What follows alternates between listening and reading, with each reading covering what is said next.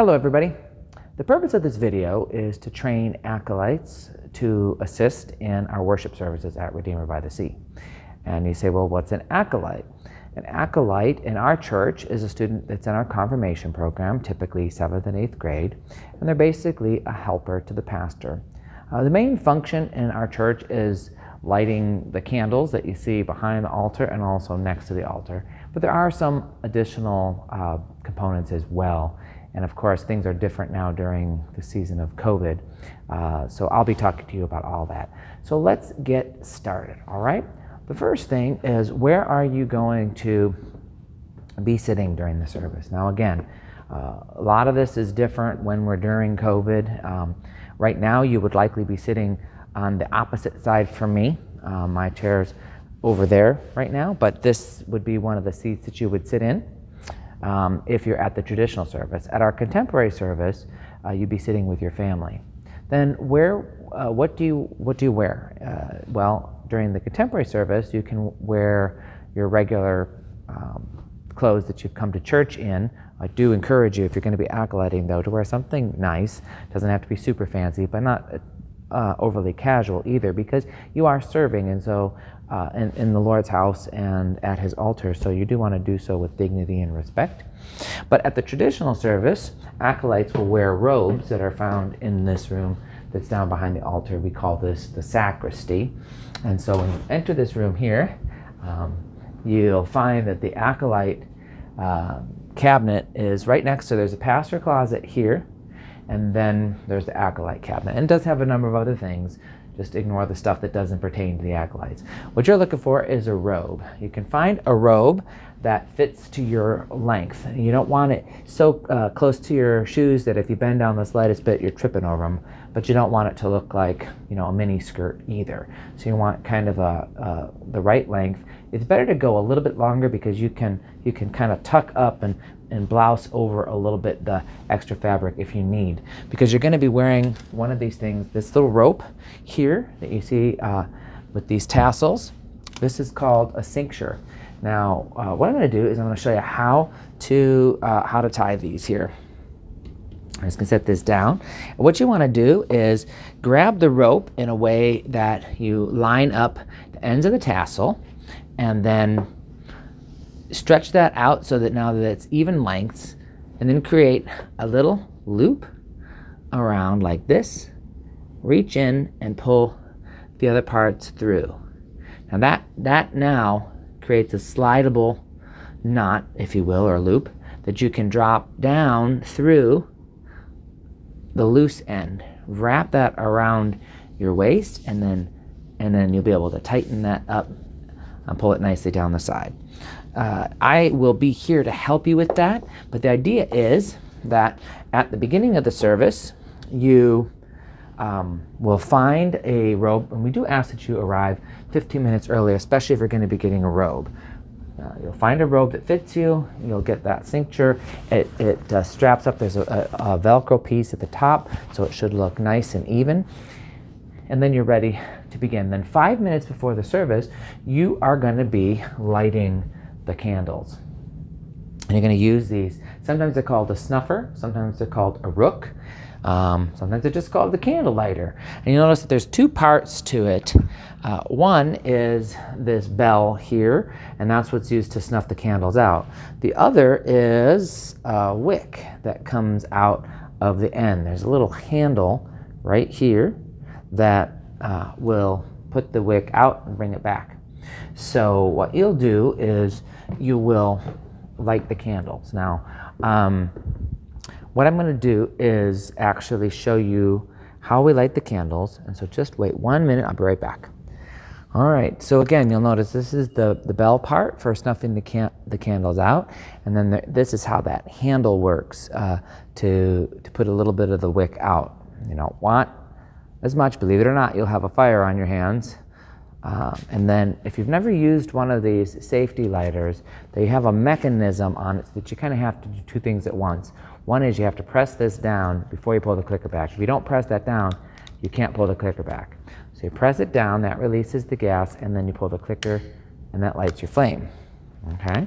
So you let a little bit of this out, and then you get the flame lit. Now, I can pull this back a little. The problem is if it's too short, it's going to start to burn down. You won't have the flame you need. If it's too long, you're going to be walking around with a torch. Typically, how we light the candles is from the outside in. And what helps is if you're actually using a little bit of an angle. It's more important on the top ones. If you try to hold this down here like this, it's not going to be able to light it as well. Give your elbow a little bit of a raise, and that will make it easier. So again, light it from the outside in like this. They're very easy to light. That one was having trouble. I noticed it at the church. If you see a candle that's having trouble, let one of the elders know. Now, how you put this out is you can pull this down in, but that gets stuck with wax. So simply blow it out and leave a little bit of that. Sometimes you pull it down for a second. That will put it out as well, but you can't leave it in there because that wax will melt inside.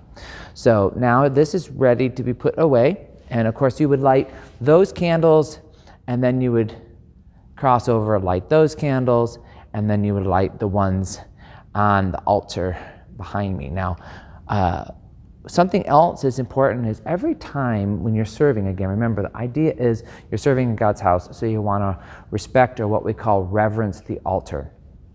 And all that is that when you cross like the middle of where the altar, this is like the middle of the altar here, okay? So when you kind of cross that part, just make a simple bow. It's not, like all the way down to the floor. Just a bow, just a nod that you're stopping. One way that you kind of think of it is never cross the altar when you've turned your back to the altar. You don't want to turn your back to the altar till you've reverenced the altar. So if I've lit these candles on this side here, which is the ones I showed you, I would then bow because I'm crossing the altar. And then I would go over and I'd light the ones on this side after bowing. Then when I come back, I can light the candles that are actually on the altar. Come over to this side, light this candle, and then bow before I exit.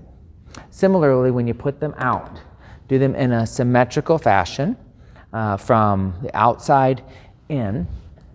Now this takes a little bit of practice because if you go too fast, nothing happens.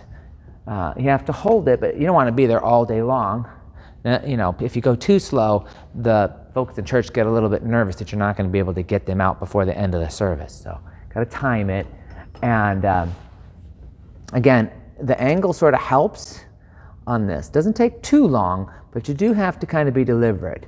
You also don't want to smush down hard because sometimes those wicks in there get a little bit damaged by that. So now you're putting the candles out. Reverence the altar. Put out the other side from outside to in. Come in. Put out each of the altar candles. Now I want to just point out something.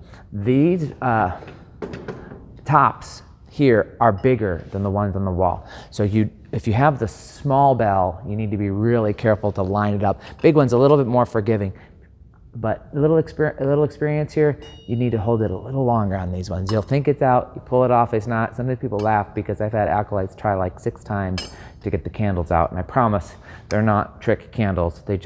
You haven't held it long enough to extinguish the oxygen that's in there because it's just got a bigger area, all right? So you put those candles out and then place this back where it belongs. I will show you that in just a second. It is a little bit of a matter of preference. If you want to put it out here, some acolytes like to come around the steps and put it in this way. And it's a matter of what's happening at the time of the service too. In some services, because of how the band is there, it feels better to kind of walk in this little slot that I'm in here and come up and down. Other times, depending on if the band's not there, you might feel more like going through the band area because you might feel like it's less distracting and you're kind of coming up these steps, doing your activity, going down the steps and then leaving. You kind of have to get a little bit of a feel about that. The other thing is, I did mention to you how there are those 2 candles on the altar, right? We do things a little bit differently at the traditional service and the contemporary. At the traditional service, we light those candles only when we're having a sacrament, communion or baptism. So on a non-communion Sunday, if there's no baptism or in some cases confirmation, then we will not be lighting those candles. But we need them when we're going to have, like, say, for example, light the baptismal candle for the baby or the person being baptized. At the contemporary service, however, we light all the candles all the time. And this is important because even if you regularly attend the contemporary service, I'm going to ask Kay in the office to be scheduling you to attend the traditional service periodically. Not only do we need the assistance in that service, and you do get service hours, but it lets you experience the different environment. Now remember, at the traditional service, you are wearing that robe and you are sitting up here throughout the whole service with me. At the contemporary service, you're able to stay with your family and then just come up for the parts of the service that you're needed.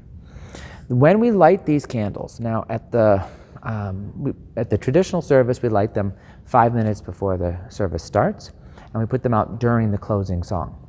At the contemporary service, we would light them during the opening song and put them out during the closing song.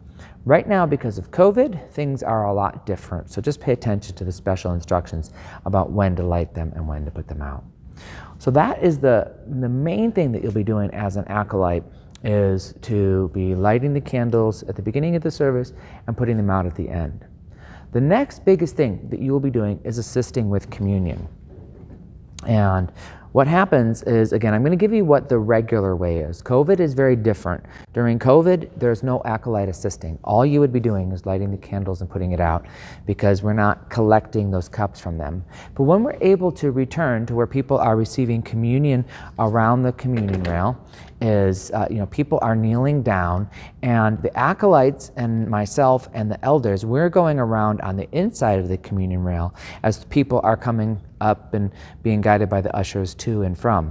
And so what happens is you follow, the elder follows the pastor, and then the acolyte just stays close to the elder, because we've got little systems we do to not be bugging around everybody in there and to move things as quickly as possible, but still reverently. So it's easy for you to remember just to follow the elder. But what you are carrying is a special tray that are stored underneath this seats where you are sitting. I know I went off the camera there. I will show you that. It's under those seats. There's just a little slot in here. They stay in there. And what they have are holes that will hold all the leftover communion cups. And so you'll be going around inside the railing and taking people's cups. Now the trickiest part, that's the easy part. The tricky part is, when do you get this? And if you're up front and it's you're already seated here, it's very easy. You just get it and then come up when I have communion with the elders. If you're at the contemporary service, you kind of have to time it to be able to get that cup holder, the cup tray, and be able to receive communion with the elders. What we do is the elders and me and the acolyte all receive the communion together here in the front of the altar. And what I recommend that the acolyte does is they can set the tray down here while they receive communion with me. It should be like the acolyte standing here and then the two elders that are assisting. I'm on the inside, and I will give communion to the elders, and then I'll give the bread to the elders and then the acolyte, and then I'll give the wine to the elders and the acolyte. And then you can take your tray and put your cup in it and take their communion cups, and then go on the inside. Also, you don't have to come up and take the tray around. Sometimes if people are coming up already, it's okay. You can come on the inside you're allowed to move through the inside. But actually, I need to correct that. Now I know why I said this. If you're standing on the outside and the ushers want to line up people for communion, you might be in the way. So I ask the acolytes and the elders to come on the inside and receive. And if you think timing is a crunch and people are starting to come up, you can pick up this tray, because you can still take communion with one hand, cup with one hand, you can do that. But you also can set this, just be sure it doesn't go flying. There are little feet on the bottom, and if you have it kind of carefully there, it'll grab. And then you have communion. And then at the end, when we're all done, again, this is, once we get back to normal after COVID, is myself and the elder will go down and have communion for people that aren't able to come up the steps. Maybe they have, physical difficulties. You need to follow that elder as we're moving throughout the church to be able to pick up those cups. Okay? Then when all is said and done at the end, don't go, because the elder is going to have communion with me up here, and you need to be able to take my cup and bring, and then when that happens and you're all done, then you just bring this whole tray back into that room back there, the sacristy, and set this on the sink. Don't dump it in the sink, don't dump it in the garbage, just leave all the cups in here, because the communion crew knows how to dispose of things and take care of everything and clean it all up, okay? So that takes care of candles before and after the service, robes if you're at the traditional service, and communion.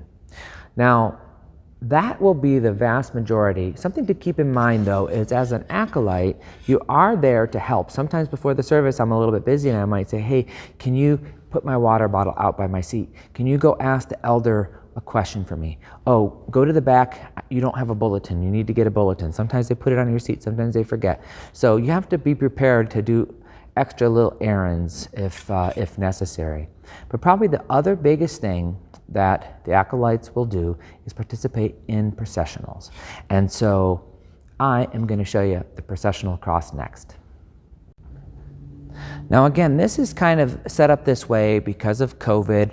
I have a chair over here so that I can keep my distance from the band if they have their masks off. But then also sometimes I'm over there because I want to keep my distance from the reader. So this chair comes in handy. But often during regular times there isn't a chair over here. But this is the normal place for the processional cross. And you'll notice the transepts, that's what we call the cross part of the cross, is the transepts. The transepts of the cross are lined up with the railing. If you notice at Redeemer, there are angles everywhere. You can almost find something to line up with just about anything, but they're lined up with the railing rather than maybe what you would think would be maybe the center of the church. It tends to look the most pleasing. Now, the cross itself isn't heavy, but it's pretty far down into this holder for safety. So you have to lift it up for a little bit of a distance.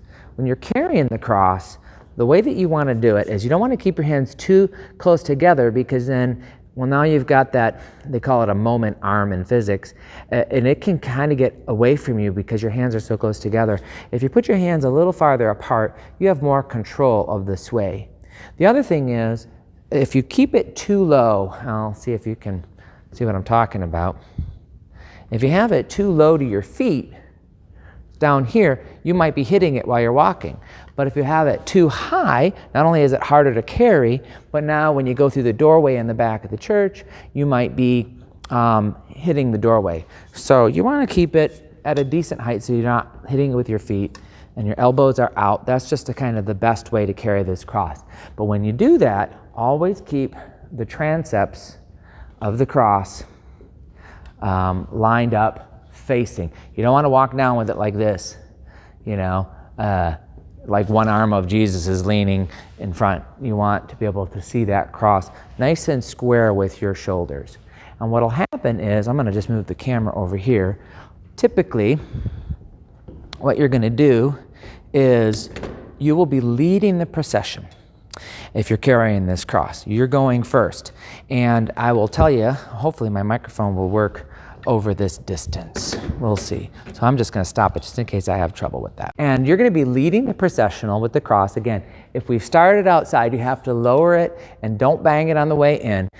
You got to be very careful about that. And then I'll probably be behind you, and people are probably going to be looking at the cross and maybe even turning to face it. So you don't want to be running like this, because guess what? I'm not going to be going this fast. And you'll lose me way behind.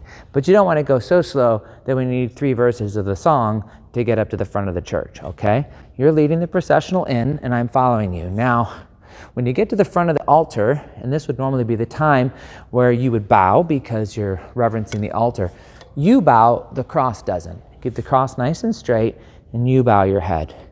And then you ascend the steps, and then you turn to put it back in its stand, making sure, again, that it's all the way down in, and you line up, you straighten up the transepts so they look nice for the rest of the service. All right? And that is and then likewise, we might do that in reverse. You may have to leave your seat, go over, get the processional cross, and lead the processional back out of the church. That happens sometimes too. In a minute, I'll show you, on some occasions, we actually do a processional with the candles. So just 1 minute, I'll show you how that works. So if we're doing a processional, maybe because it's an Easter service or Christmas, sometimes we have special occasions where we really want to increase the pomp and circumstance, and we're having this processional in. If I have enough acolyte helpers, in addition to the cross, we'll have candle bearers and also potentially somebody to carry in the altar book. Okay? If you're carrying the altar book, you can carry it in front of you, closed like this while you're walking, just nicely. You know, kind of not like it's your school books. Just carrying it in front of you like this. Again, reverence the altar, come up, and then place it. This is called the missal stand, and we'll just pay attention to what. Sometimes it's the red, sometimes it's a different color string. But if you pay attention to where it is before, you'll see it probably was the red string. Just lay it in there nice and centered with the strings out. You don't want the strings behind like this, underneath. Nice and centered in the missal stand. Flatten it out. Anything that you do to show respect, nice treatment of it. You're making sure the pages are laying nice. People really appreciate that. They understand that you're taking your time and you're doing it with care. You're not just tossing the things of God. Okay, and now the candles, they're actually designed much like the processional cross. They have these holders. They come out and they can become a processional candle. Now again, this is always tricky because depending on how they have the wicks trimmed, they might have a healthier flame, and other times it might be a little bit weak. So you can't walk too fast so you get the candle so that the flames go out. Again, reverence the altar. Don't start your hair on fire and the lighters also is very dangerous. You want to always be careful of where that flame is when you're bowing, and if you're holding it closer to you, you want to be safe. Sometimes you can even, with the lighter particularly, you can hold it a little bit in front of you. But these are very simple. They go right back into the holder. And if we have two acolytes, I will coach you. Like thumping things in, do again with dignity and respect. If we have two acolytes, we do things in symmetry. There are times of the year, if we have two acolytes, sometimes what I might have you do, we've got those two lighters, I might have you light the candles together in symmetry. That's a nice thing. Also, I'll show you a little trick. There is a space back over here. Oops. If you come with me, I'll spin you around, get you all dizzy. Right behind the American flag here, there is a little nook in here.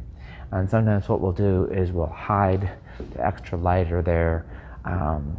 You do have to be careful because it can, if you don't lean it nicely, it will decide to fall out or slide down. You gotta kind of get it just right, but it can stay in there for a service. Sometimes on Good Friday, what we do is we have entirely, you don't even see it here, it's a special candelabra with 7 candles. All the rest of the stuff is covered up, and I have the acolyte, their job is to take that hidden snuffer and put out 1 candle and then just step back and wait their part. And then put another candle out and step back and wait their part. So there's a little bit of variety. But again, the vast majority of time that you are going to be acolyting, you are going to be at the 8:30 service, getting on a robe, sitting in the seat, lighting the candles 5 minutes before the service and putting them out during the last song. Get up there right at the beginning of the verse because it goes quickly. At the 10:45 service, you're sitting with your family when the band is playing that first song that everybody's standing for, you come up, light the candles, and then go back and sit with your family. And then at the end, come up and put them out during the last song.